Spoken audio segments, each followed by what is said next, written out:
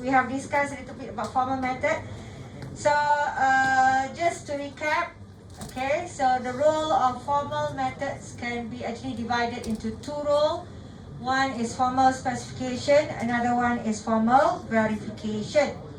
Okay, so as we discussed a bit about formal specification last week, okay, so normally this one is actually, you will see a lot during the requirement phase, analysis phase, okay, where you are going to look into the requirements. So that is formal specification. So you will see what to do rather than how to do it. So it's either during modeling or during design phase. Modeling is your analysis phase, where you are actually looking at the requirements and so on. Okay, so we are going to use that for our formal specification language letter to represent our formal specification. Okay, but also specification also you will see a little bit in the design phase. Okay, but the one that when you come to design, this one is actually you refine, you upgrade your formal specification, your whatever analysis that you have done, you upgrade, you make it better, you refine it. Then it's actually when you refine it, your purpose now is to make sure that it's actually can be used for the coding later. Okay, so when you do that, you improve that, it's actually towards the coding. So that is actually the design phase already. So you can still improve your formal methods or whatever, or formal specification that you have done, your design, your analysis that you have done, okay, and then you refine it. So that one will be more on the design phase. For your part, okay, you will just do a little bit of error scenario only, that one. We are not going to go in detail under the design parts, like refinement, everything, we are not going to do in detail. Okay, because that one is actually, we don't have enough time. Even though you are doing error scenario, is actually by week 8, 9 already during that week. Okay, so it's actually a lot of things that you have to do. So we are not going to go in detail under the design phase. So mostly for your assignment, you are going to go for the modeling parts only. Okay, so when we talk about formal specification, there are two approaches that you should know. You have to take, or you have to understand this approach. The most, or the one that you are going to understand, is actually your Z falls under model-based or model-oriented approach or specification. Okay, so the property-based or property-oriented is not related to Z, okay, but it's actually the approach for formal specification that you have to understand. When we talk about model-based, okay, model means that you are going to look into the system. You are going to do modeling, okay, the way that you model, you are going to look into your whole system. How are you going to do, or how are you going to do operation of that system? So that's why for your assignment, the main thing is I ask you to do, find the modules, okay, and then from each of the module, you list down all the operations that you can do under that module. Okay, because when you do the model base, you are going to model the module itself, and then from that you are going to do the modeling for the operation there. Okay, so that is actually why Z falls under model-based specification. Okay, so later you are going to model, okay, this is using the Z schema, and then from that model, okay, you are going to say, okay, what we call as state schema, and then after that you are going to have what we call as operation schema. When we go for the refinement, a little bit of refinement, that is actually under error scenario already. So we will end from until error scenario. Then after error scenario, we are just going to do what we call as complete schema. That's all for your assignment. Okay, but Z is model based because from your requirements that you are going to have, or you are going to list down all the requirements that you have. From there, you are going to translate into your Z statements, okay, using set theory, logic, and so on. So using what we call as Z schema, simple, okay, or diagram or notation. Okay, so that is what we call as model-based specification. So you are going to have operation also. That is your operation schema. So you are going to model that also using state schema, later using Z schema lah. Okay, so you will see that gradually in your when you learn in the lecture how to do all those things. Okay, from state schema, from the initial state, and then after that operation schema and so on, how to model your requirements into Z language. Okay, so our Z is actually model based. Okay, because you are not going to hide the statements inside there. If you have condition or constraint that you have to fulfill, you have to put inside your statement Z. If you want to save the data into your database, you have to tell this data need to be updated into your database. So everything that you want to do, you have to show that. But the way that you show is not how you are going to save it. You just say that, oh, save this inside database, update this into database, that's all. You don't show how to connect to database. You don't show how to actually retrieve the information, what kind of data, whether the format is correct or not. You are not going to show that. Okay, that's why our formal specification is in terms of what rather than how. Okay, what means you want to save database. Okay, save, that's all. But you don't need to know how to save into database. Means that in real programming, you have to connect to database. You have to make sure that the database name is correct, and then the information or the column inside database are actually according to your database data, and then the way that you want to save must be the correct format, for example. And then after that, you will have corrupted data, and so on. You have a lot of things that is how.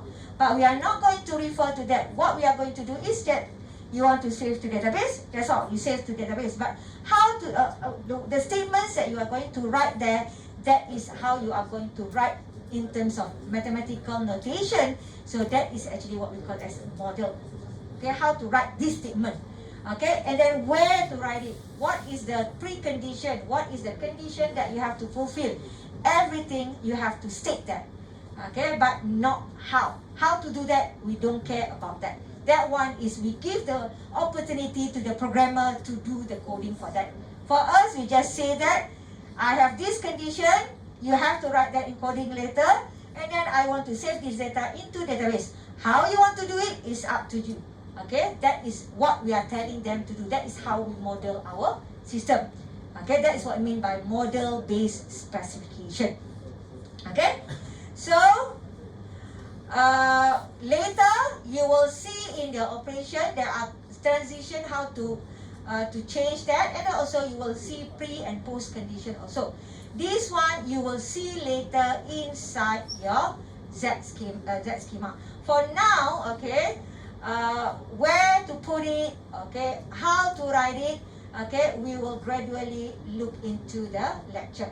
Okay, but you have to remember that when you come to model based, okay, there will be condition that you have to check. Okay, same as you want to proceed, even though you write coding also, you want to proceed with something, the data must be between this and this. So there is a condition for this. So how to write that condition? So that condition is what we call as pre and post condition or constraint inside your Z schema. So it's part of your model. Okay, you have to write that statement using mathematical notation. Okay. And then also, later, you will learn in detail, okay, how to show the objects or the data inside your Z schema. Maybe some of you gone through the tutorial class already. Maybe you have seen tutorial 2, where you will see how your variable to be described, for example, described, and also what is the basic type, what is the free type, and so on. Okay, so all this you are going to learn, okay, is something like, it's similar like you write coding. Okay, I know that all of you, maybe some of you entered from year 2, some of you entered from year 1. Okay, you have learned C or C++ last time. That doesn't matter if you are from diploma, maybe you have learned PCD1, PCD2, C or C++. Okay, last time when you learn programming, first thing that you learn, you need to know what are the data types in your programming. Let's say C, C++. You learn about integer, float, double, string, all those things, right? You need to know all those things, okay? Character and so on. So those are the data types. Same thing for Z. you need to know what are the data types that you are going to use. Whether you are going to use integer data, you are going to use string data or what. Okay, so you need to know. So these are what we call as data type. So of course the data type cannot straight away be used like that. You cannot simply use inside your coding like that, but no variable. So same thing like your Z, you have to declare your variable. Okay, like your programming num1, num2, sum total, whatever that you have learned previously. So those are variable. So same thing in your Z, you have to declare your variable also. You have to declare num1, num2, total, or maybe name, ID, whatever. So all those you need to know, you need to link with your data type. Okay, so because you cannot simply use integer like that, but no variable. How to continue with your system? Okay, so after you declare your variable, same as what you have done before, in your Z, okay, you have in your programming, let's say you have main function, right? Main function, okay. So your main function is the whole process of your system. Okay, same as your Z also, you have something what we call as, we don't call as main function, we call as state space schema. State space schema in your assignment, that is your module. The module is to say that your state space schema will be what you want to store in your database. What are the data that you want to keep in your database? Something like your records that you want to store in database. For example, let's say I'm talking about customer. I want to install their customer ID. I want to store the name of the customer, email address of the customer, maybe let's say address, handphone number, for example. That's all I want to install. Okay, so you store data inside your database, we call as records of data, right? So same thing in your Z schema. How to show that? You do that in what we call as state space schema. You model it using what we call as state space schema. Okay, so this is the thing similar like if you're programming your main function. But in our assignment, we don't call as main function. In our Z, we don't call as main function. We call as state space schema. Okay, or starting state. So this is the one that you are going to start. Then after that, in your Z, in your programming also, you may have functions, right? You may have operations. So same thing like your Z, I asked you in the assignment, list down the operations for your assignment. So you have to do this operation to continue with your assignment. So this operation we call as operation schema, where this operation will help you to update your database, to remove the data from database, to edit, to display it from wherever that you have. So those are the list of operations that you have actually, most of you have already done or fill up the documents we shared to you in the Google Classroom. So these are the operations. So all these things that I informed you just now will actually going to be modeled using Z language later. And then the way that you are going to write the statements there will be using mathematical notation. Okay, so that is actually, so inside that operation schema, you have, because when you want to proceed with something, there may be some precondition, post-condition that you have to fulfill. Okay, so precondition that you have to fulfill, you are going to write all those things inside the statement there. Okay, and then in your schema also, because you have to remember, gradually your record, remember in your database you have record, let's say customer just now, ID, name, email, handphone number, whatever, right? So normally in database it will be one record, name, ID, all those, and then another customer record, another customer record. Okay, so those are database data. So normally that is what you learn in your database management system, whatever. Okay, so those are the things that you learn. But in our Z, okay, if you want to do like 4, 5 data in one record, later it will be very difficult for you to retrieve. Let's say I want to update handphone number, but if it is as one record straight away like that, it will be a little bit difficult for you to update in Z. So what we are going to do later, you are going to actually change a little bit the way of accessing the data using this either relation, function, whatever. We are going to learn in terms of that so that it will be easier for you to access the data later. Okay, so all this, okay, this chapter will be in chapter 3. Okay, but chapter 2 will be more on the introduction of Z first. Okay, yeah? So, also, okay, you are going to use set theory, function theory, all these. So this one is normal mathematical notation that you are going to actually use in your Z method. And then this is only example only to understand a little bit of what we call as states or how to model using model-based specification.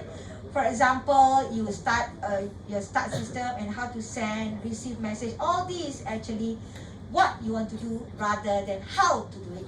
How to receive the message, you don't care. You just say receive the message, save the message, that's all, send the message, that's all. Display the message, that's all. But you don't need to worry. Let's say you want to send the email. How to send to the email?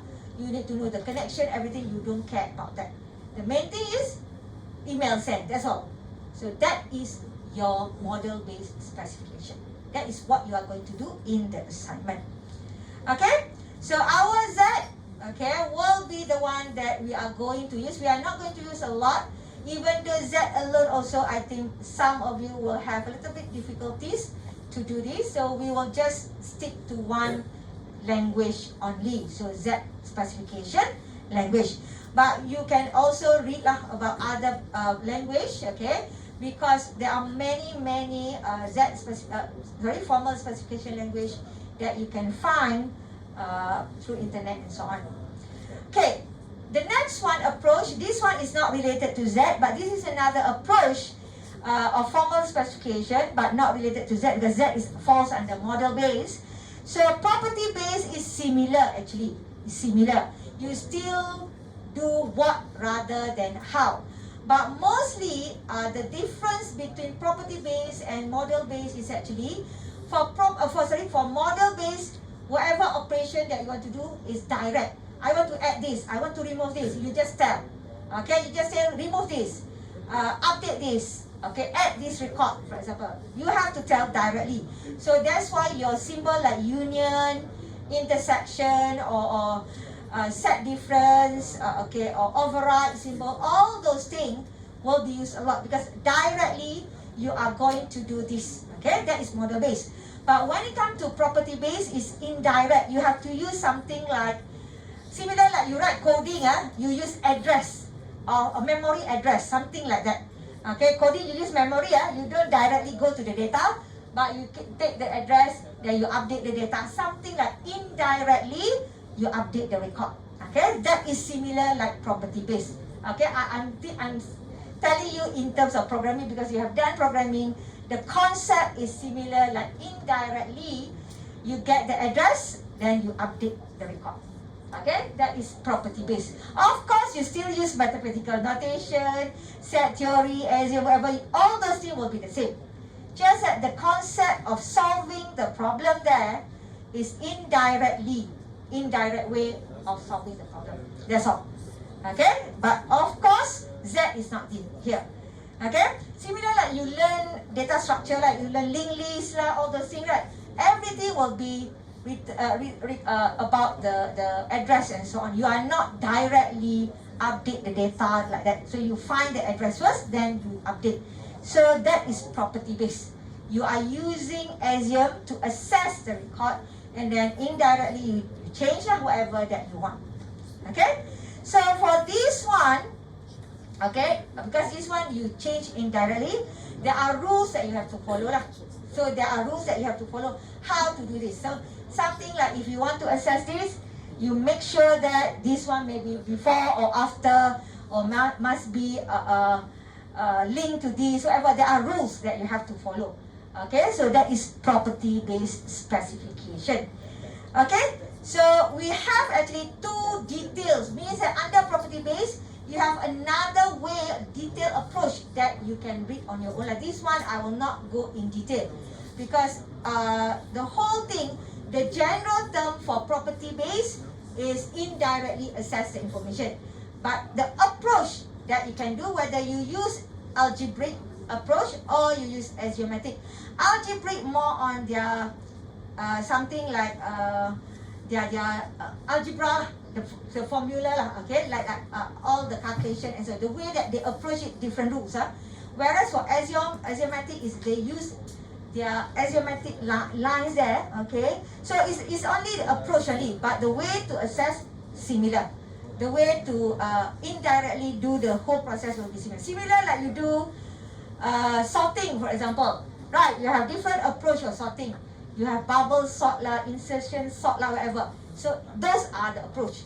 So this one is the approach for property based. So how you want to solve is up to you. How you want to solve the problem.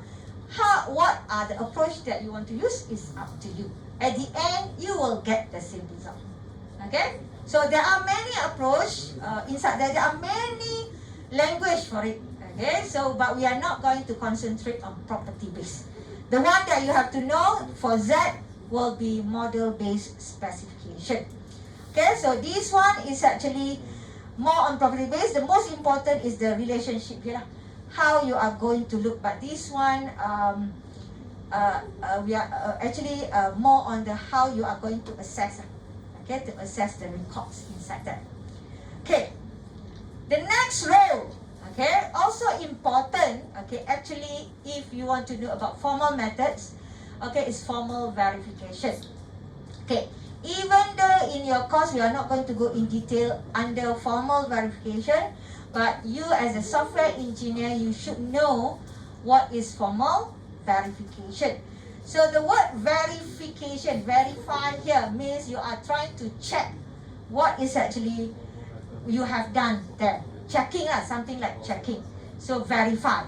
So formal verification is actually you are trying to prove whatever that you have done are actually correct or not. That is the purpose of formal verification. Verify, you are checking. Okay, so you are trying to check whether correct or not. Okay. So it's actually to show that what we want to do are actually correct. If what we want to do is incorrect, then we have to update or change it. Okay? So that is the main thing of formal verification. Okay.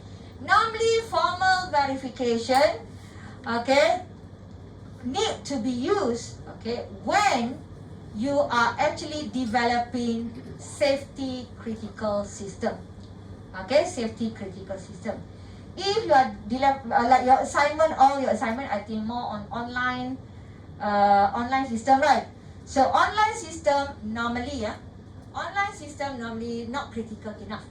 Means that if I remember, I told you safety critical are system which are actually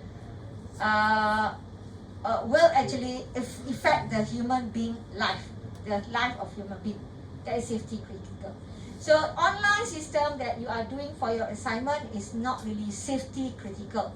So that's why it's okay to stop until formal specification, to end like that.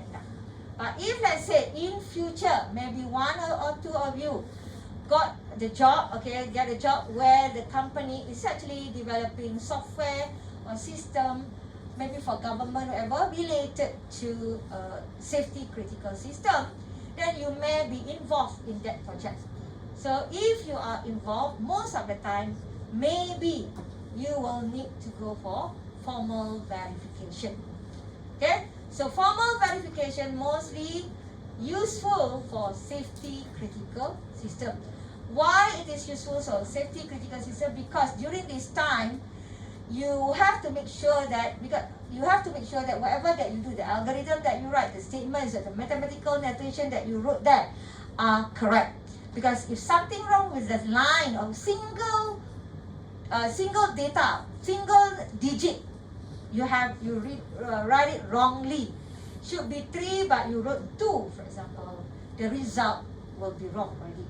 So when the result is wrong, okay, you implement that to the actual development, you deploy into the actual hardware and so on, then there may be something wrong occur later. Okay, so this is actually, if you have this kind of system, safety critical, is good to go for another step we call as formal verification. So it's actually whatever that you have done in formal specification, you verify it under formal verification. So how to verify? Okay, so this is actually safety critical. You mostly applied. So how to apply this? You can do either model checking or theorem prover. Okay, so these two ways, either model checking or theorem prover, or sometimes we just call as formal proof only. Okay, so can be semi-automatic or can be full automation. It means that you can do manually also using hand, write the statement, but mostly when you use manually, you may get the result a little bit time you means that extra time needed there. So most of the time it can be either semi-automatic or automatic, means you use tools to help you rather than you use manually using hand and so on. Okay, so if you go for theorem proving or formal proof, mostly this one can be manually or semi-automated. Okay, manually or semi-automated. So how to do this? Normally from your actual system, right? You choose parts which are actually need to be prioritized, means the one that you really need to check or verify. So you take a small portion, similar like you do unit testing. Okay, have you learned unit testing or not? In your SE, you learn a little bit about unit testing, right? Okay, so it's similar like unit testing. I hope that you understand what is unit testing. So similar like unit testing, you take a small portion of that part, then you try to check, prove it whether correct or not. Same thing like you do unit testing, you are actually looking into the actual result and the expected result, whether you get the same result or not. Okay, so same thing here, you are trying to prove that whatever that you do are correct or not. Okay, similar like unit testing. Okay, so that is theorem proving or formal proving here. So you take a small series of steps there. Okay, you don't look at the whole system. You take a small portion of it. Okay, then you do. But mostly you look at the highest priority first. You don't go for everything.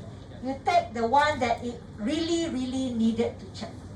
Okay, so that is theorem proving. So when you do this, like I told you just now, can be done by manual using hand, or you can use some tools to help you. Okay, semi-automated normally semi-automated. So when you do this similar like you do unit testing, you can do manually unit testing where you do the test cases there, you do manually, or you can do unit testing too, that JUnit, whatever that you have. Maybe you learn, I'm not so sure whether you have learned this.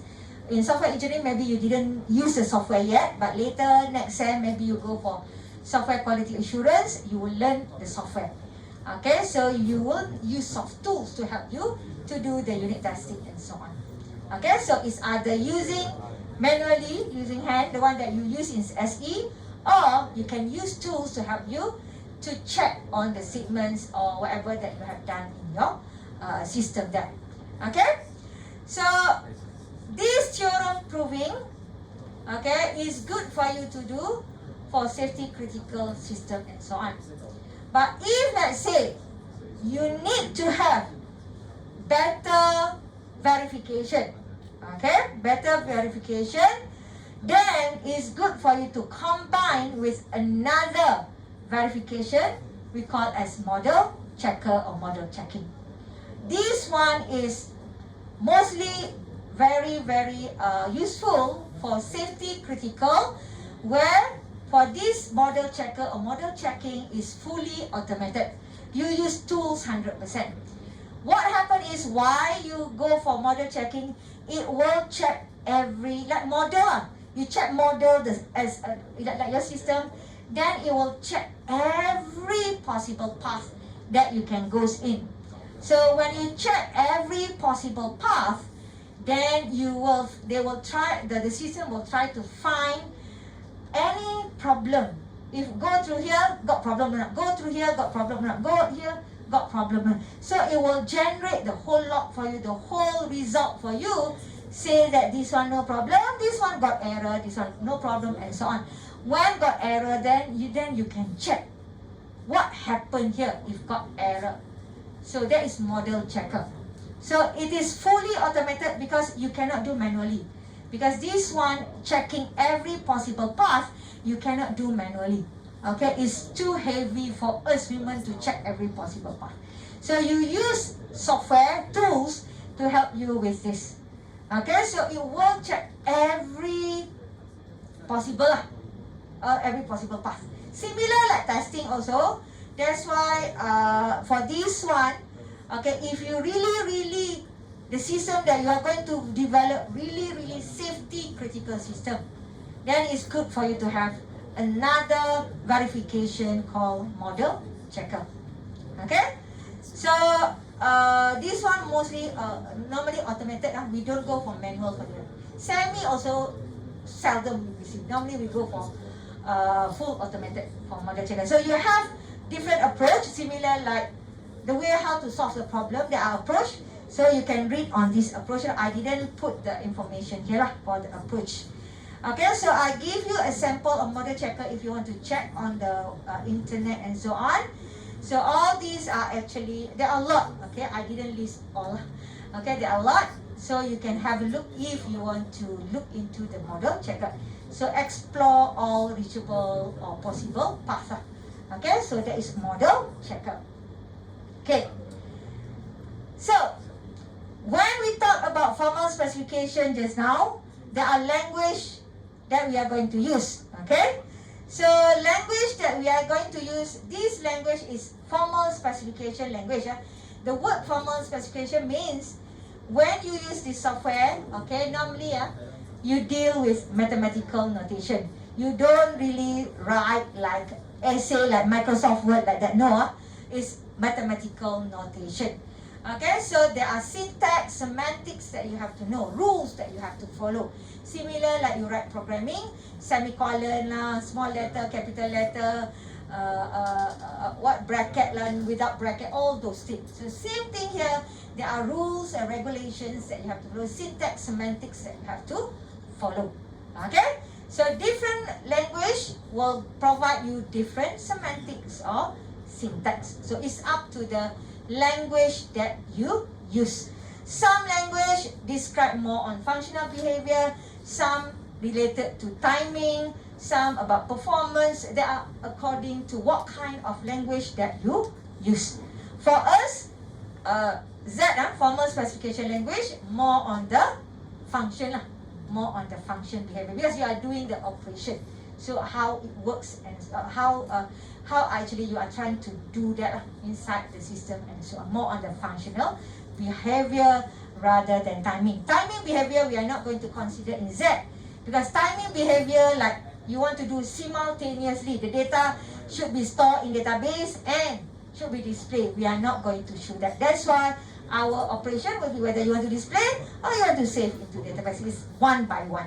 So it's not in terms of behavior like simultaneous, real time, all those things. No, so it's more on the functional behavior.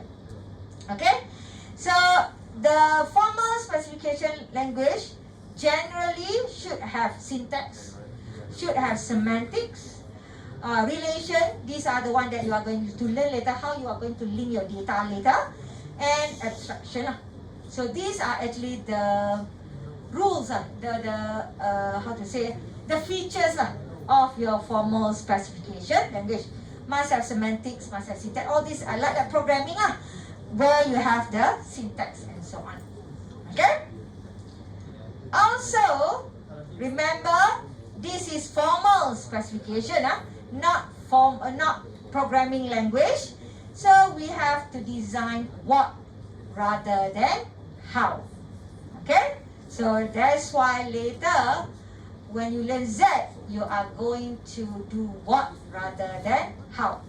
So other than that, okay, the one that you look into the formal specification language that you are going to have, even though you want to refer to programming language, right, data types, you are going to think of how later in your programming languages that you want to show data types like string arrays and so on, you can do this in your formal specification, especially in the design phase. For us, normally, we are going to look in terms of how to display string and so a little bit like that. Okay? And we are going to use diagrammatic notation later. Okay, so these are a few languages. Z falls under formal specification language. Okay, so these are a few general information why if you one of the tutorial question last week, right? Why not widely used, right? So these are a few answers like that. But of course, in the tutorial, we have discussed some of the answers. So one of the things is you can look in terms of time to market is more important because nowadays, a lot of companies nowadays, they want to go for shorter duration, 6 months, something like that, for example. But if you go for formal methods, you may exceed the time. So one of the reasons is time. Okay, of course, in terms of here, mathematical notation, mathematical knowledge, and then high learning curve, if you want to send staff to training, they may have learning curve to learn rather than start doing. Okay, all these are actually something that you can take into consideration to add to your answers from last week tutorial. Okay, because I know that we have discussed the tutorial answers like last week. So you may have your answers differently from different group. Okay, you can add more answers to that. Okay, I cannot remember what actually the answers given to you, but you can add more answers to that. Okay, so these are a few questions that I want you to read also. Maybe you can ask whether do we really need formal methods? Actually we need, but where you have to answer this kind of question. Normally these kind of questions is something like in exam, whatever, when we ask question, we didn't ask you directly. Okay, but we ask you something like this for you to think of what you learned from chapter 1. Then whatever that your knowledge from chapter 1, you have to twist the answer, make it use the answer to answer the questions in the exam, for example. Something like that. So sometimes, do we really need formal method, for example? Then the answer, either yes or no is according to your answer. If you answer yes, why? You have to explain why. You have to justify your answer. If you answer no, why? So you look at in terms of, you can link with the industry. Just now, why not use in the industry, right? For example, why not use formal method? Then your answer may be no. But if you want to answer yes, then you can say in terms of benefits of the formal method. So it's up to your answer. Okay?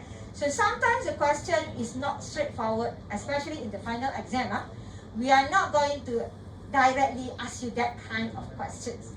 So most of the time, we will be indirectly ask you to explain, but the way we write the question is you have to think of what you have learned previously. So maybe you can have these kind of questions, okay, read on this on your own, okay, maybe how to say, look into the information that you have read, okay, how to answer these kind of questions. Okay? So any question about chapter 1? So chapter 1 more on the theory questions. Any questions before we proceed with chapter 2 on Z schema? Any question? Okay. If not, we take a few minutes break, then after that we continue with chapter